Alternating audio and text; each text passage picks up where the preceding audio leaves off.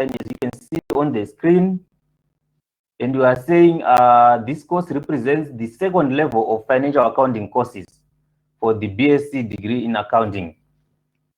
And the course builds on technical skills and conceptual understanding in earlier courses, particularly Financial Accounting 1, which is COAC 105. So you are going to see that a lot of concepts we are going to be building on from what we have covered in COAC 105. So its primary focus is on company financial reporting.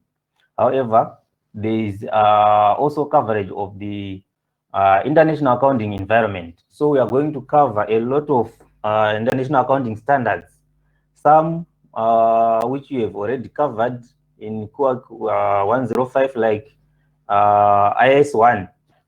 We are going to cover it again, and even in higher level courses like FIN3, FIN reporting, we are going to continue with IS1. So in this module, the standards that we are going to cover specifically for this module include IS1, IFRS 15, that's revenue, IS2, that's inventory, impairment there we are going to defer it to FIN3. So impairment we are not going to cover, so I'm going to edit this course outline to remove impairment of assets. Events after the reporting period, which is the IS10, we are going to cover it. And property, plant and equipment, IS16, we are going to cover it. Lease accounting, we are going to defer it to FIN3. So I am going to correct to remove impairment and leases. This time around, we are not going to do them under, in the COAC 110, but we are going to defer it to FIN3. So the purpose of this course is it's meant to broaden your understanding of financial accounting with emphasis on financial reporting. And let's skip to the next page, where we are going to talk about the methods or instructional methods in this course. How are we going to be learning? We are going to conduct our lectures on this platform, and we are going to have tutorials. So first, for the lectures, we are going to discuss all the theoretical aspects that we need to cover. And then after that, we are going to do sort of tutorials to cover practical questions. And then we are going to probably do some group discussions. So I will allow you guys to coordinate each other into some small groups, and I'm going to give you some tasks that we are going to report in groups. So I may need one of you to present, or even a number of you to present for the group.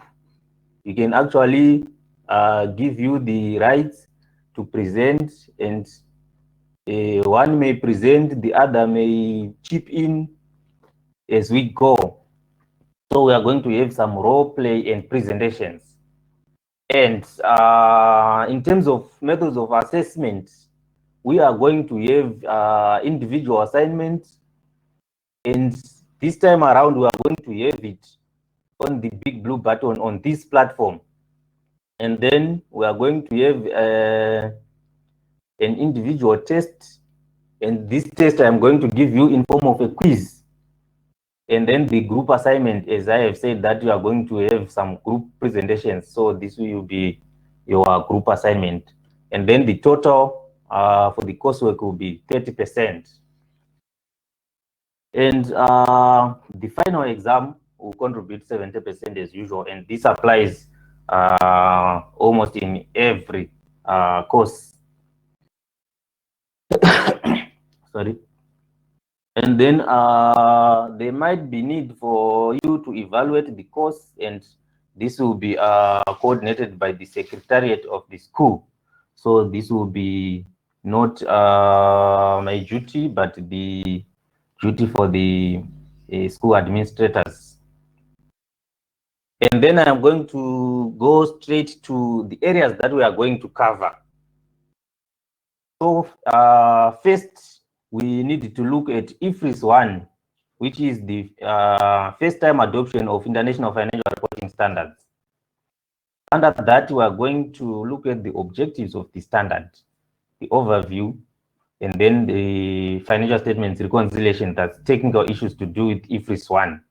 What we are basically talking about is the procedures that a reporting entity should follow when adopting International Financial Reporting Standards for the first time. So that's first-time adoption of International Financial Reporting Standards. And then we are also going to cover